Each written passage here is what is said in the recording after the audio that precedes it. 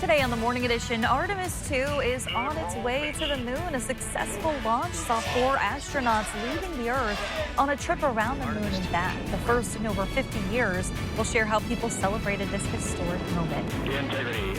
Plus, if the state of the roads has you asking, when will it end? You're not alone. There's simply too much snow and crews are still struggling to catch up. We'll take a look at their progress and game plan. And later, this group of volunteers in Rhode Island are some of the Easter Bunny's favorite helpers, putting together and giving out hundreds of Easter baskets every year just to lend a hand to families that need a little help in making the holiday special.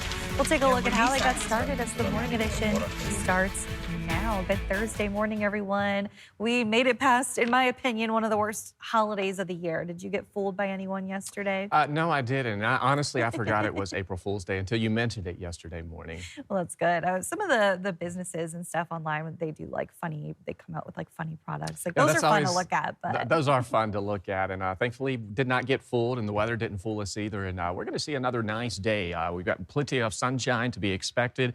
This has been a stretch of extended sunshine that will remain with us. However, we are beginning to see that chances for some sunnier conditions beginning to wind down as the week draws to a close. We're waking up this morning to 18 degrees in Anchorage with winds remaining fairly calm. We'll see temperatures today making a run into the 30s, possibly breaking into the 40s for parts of South Central. You can see 22 degrees in Seward, 10 degrees in Talkeetna, 20 in Valdez. Out towards parts of the Kenai, we do have some single digits with a cold spot this morning, Portage, coming in at 5 degrees. But you can see parts of the valley waking up to temperatures sitting in the teens and the 20s. We are going to break freezing again later today. We'll hold on to mostly sunny conditions. Now, later this evening into the night, we will begin to see partly cloudy skies making a return, meaning our Friday will provide a bit more cloud coverage, and this is going to set the stage for a slight chance that we could see some snow showers as we welcome in the weekend. Not guaranteed, and for those who do see that snow, it's just going to bring very light snow accumulation. But it is quiet to start off the morning. We are watching our storm system, though, that's beginning to build east out of the Aleutians into the Gulf of Alaska. That will clip parts of Kodiak Island and then build out towards us southeast into the evening hours, where we are expected to see a rain-snow mix. Now, we'll stay dry for South Central until the weekend arrives. Now, coming up on my full forecast, we'll be talking about that chance for some snow into the weekend later in the show, as well as a light snow and breezy winds out west as we watch an area of low pressure drop south through western Alaska. And as we've already mentioned, that sunshine winding down for South Central, as we are expected to see the return to some rain and snow later this evening for southeast. That system will also lead to that increasing clouds across the region, with that chance for some light snow into South Central by this weekend. I'll have more on that in a 7-day forecast for you coming up. So I really hope this does affect our morale in a good way. I think it's fascinating that we're finally doing it again after all these years. You know, I wish we spent more money on programs of scientific exploration, like going back to the moon. We watched it today together after a meeting at work. Because this is a history-making moment. A historic and bright moment for all of humanity. The Artemis II mission launched successfully, sending 4 astronauts on the first trip to the moon in over 50 years. While they don't intend to land on the surface, this mission will set the groundwork for future missions to do so, testing the Orion capsule for deep space functionality to ensure future astronauts are safe. And as Jace Bertrand reports, people all across the nation gathered in watch parties to see this incredible moment. 4, 3, 2, 1. Booster ignition. 3, 2, 1. And just like that, a roar you can feel through the screen. Oh my God. After a brief hold for technical issues, Artemis II was a go. I'm just speechless. I don't know what to say.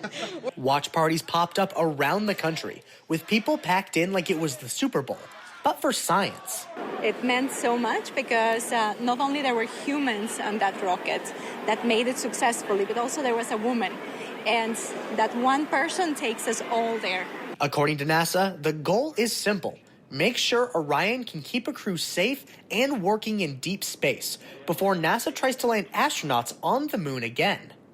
And for many watching, today was also about who gets to be a part of this story this time around. You know, it's the furthest that humans will have ever traveled away from the Earth. And it's just a wonderful example of the spirit of working together. If Artemis II goes smoothly, NASA says it clears the path for the next steps, more missions, and eventually a return to the moon. I think that it's very exciting to hear about creativity and exploration. In space terms, just a quick walk around the block.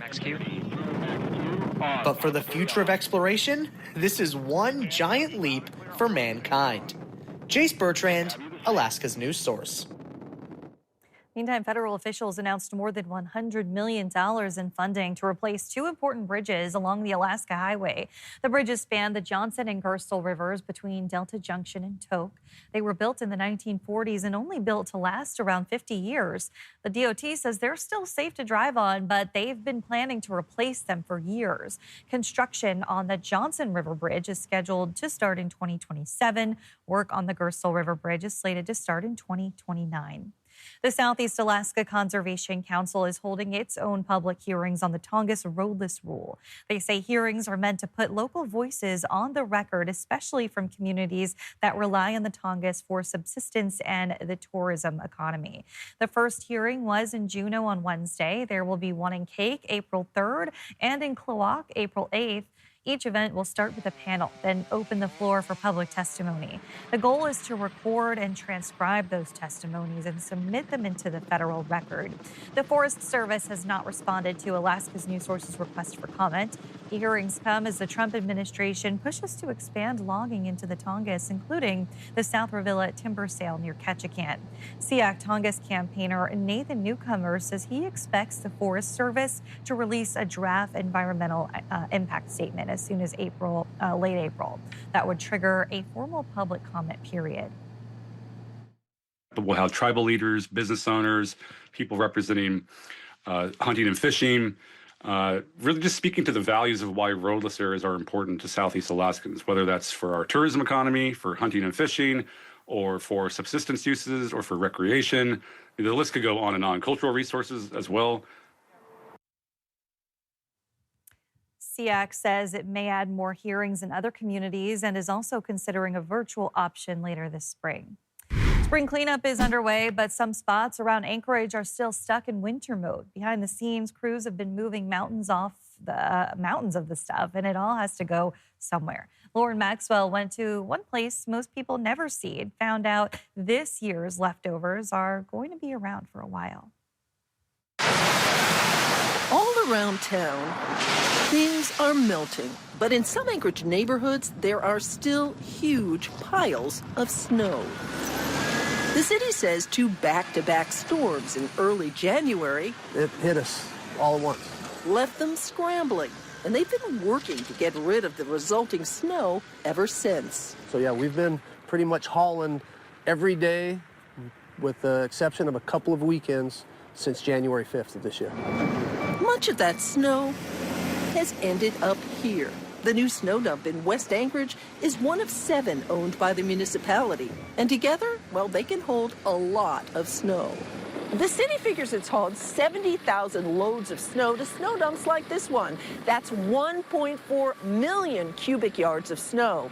Just to give you some context, a single cubic yard, well, it's about the size of your average washer or dryer. So if you want to put it that way, 1.4 million washers and dryers are in our snow dumps here, volume-wise. And as you can see, there's still plenty of room.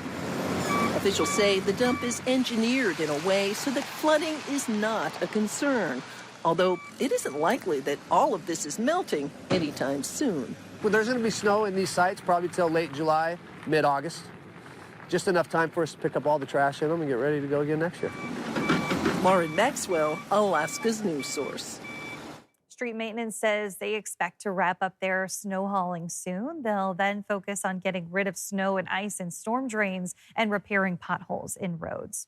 If you want to get out on the snow yourself, Hilltop Ski Area has extended its season another week until April 12th. It was originally supposed to end this coming Sunday, but managers say big crowds and good spring conditions prompted the change.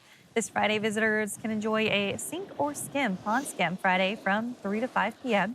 At noon Sunday, families can enjoy an Easter egg hunt. Well, despite the continued cold, it is April, which means fire season has officially started. The Division of Forestry and Fire Protection reminds everyone that burn permits are now required across the state. Melting snow gradually exposes dry grasses that can easily catch fire. If you plan to burn, you're urged to always check weather conditions and use proper tools. Permits are free and available online or at your local forestry office. International travelers are getting a boost of comfort if they use Alaska Airlines. The company just unveiled its first ever international business class suite experience. The offering comes as Alaska Airlines expands nonstop flights to Europe and Asia. This is all expected to roll out this spring. It includes private lie-flat suites with sliding doors, premium lounge access, and improved dining options. Meals and choices will be tailored to the traveler's destination. Still ahead today on the Morning Edition, the Alaska Zoo is growing again, adding another furry, fuzzy, petable face. Meet Marty the Lynx, a member of the only cat species native to Alaska, when we return. Still holding on to that sunshine. We are watching some snow and winds for areas out west. I'll have more on that. A 7-day forecast for Bethel and a quick look at that 7-day for Anchorage coming up. But first at sunrise, 7:18 in Anchorage, 6:21 in Juneau. Your full forecast is next. Welcome back in. 14 minutes past the hour on this Thursday, second day of April. How are we faring, Aaron, weather-wise? Well, we are all waking up again this morning through the interior with temperatures sitting in the teens. We've got many areas of the state with those temperatures sitting above zero. Of course, we still continue to hold on to some of those chillier conditions along the slope. That persists through the end of this week. And then by next week, we'll see those temperatures climbing back into the upper single digits and teens for highs. But we have been talking about temperatures for the last 2 to 3 weeks, slow warming, and it has been a very slow warming trend, but we are officially seeing those temperatures across South Central climbing above freezing. We're flirting with freezing through the interior with the best shot of seeing those temperatures above freezing arriving as we close out this week and welcome in the weekend. Notice winds out west. We've got this persistent northerly flow. Now, in terms of gust, we're really only seeing some of the strongest wind gusts out towards parts of the central and eastern Aleutians with winds of about 20 to 25 miles per hour. But when we look in the upper levels of the atmosphere, this is a storm system that's going to impact South Central and Southeast as the week draws to a close. But we're watching this area of low pressure that's situated out towards the Seward Peninsula as well as parts of the Norton Sound. That will steadily drop south. And as it does so, we will continue to see some gusty conditions for areas along and south of the Seward Peninsula. This does include the Bering Strait coastline where we could see some gusty conditions. And this will also keep some snow around for the foreseeable future. And the snow will kind of be isolated to scattered in nature. Not everyone will see it. Notice by week's end on into the weekend, we will see some of these persistent isolated snow showers pushing through parts of the Kuskokwim Delta coastline, possibly out towards western parts of Bristol Bay. But we will see this chance for some snow showers for areas out west sticking around. Most locations will see only about 1 to 2 inches of that snow accumulation. But notice as you head east of Norton Sound through parts of the Nulato Hills, as you head through even parts of the western interior, we could see the potential for up to about 2 to 3 inches of snow accumulation in some of those darker blue shaded areas. So be prepared for that. Otherwise, we are just going to see some of these light snow showers sticking around as the week draws to a close and we welcome in the weekend. We'll also be watching that chance for some snow in South Central. Of course, I'll have that for you coming up in my next weather hit. But as far as looking ahead, this should say, ignore that. That should be corrected to next week for April. But you can see trending drier for Southeast. Some good news considering just how wet it has been for the Panhandle, while the vast majority of mainland Alaska will begin to see a tilt towards wetter conditions. This means with those temperatures continuing to steadily warm, we'll see a better shot for coastal areas of South Central and Southeast, seeing more in the way of a rain-snow mix. Of course, as you head out towards west or southwest Alaska for Bethel, you can see those temperatures staying in the 20s for the foreseeable future. We'll keep that chance for some snow through at least Saturday.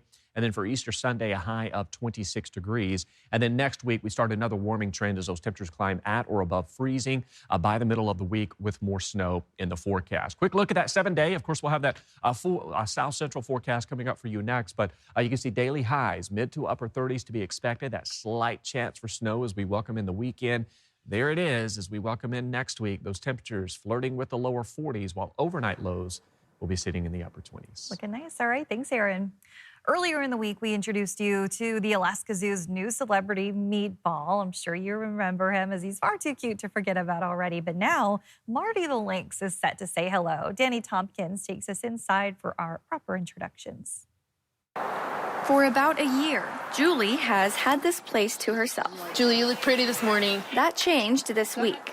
It's a good day to be at the zoo. It's a great day. Meet Marty, the Alaska Zoo's new resident, and Julie's new roommate. Marty and Julie are both Canadian lynx, what the zoo says is the only native cat species to Alaska. And like other cats, they love taking a little nap in a cardboard box. They're busy. Marty's been busy here too. He's been using the platforms a lot, which is great.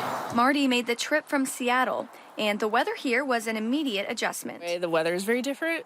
We are very cold this year, so I was a little worried. But zoo curator Sam Lavin says Marty settled in fast. We gave him some extra heat sources when he got here, but he adjusted phenomenal. And he's not the only one warming up to the change. He likes Julie.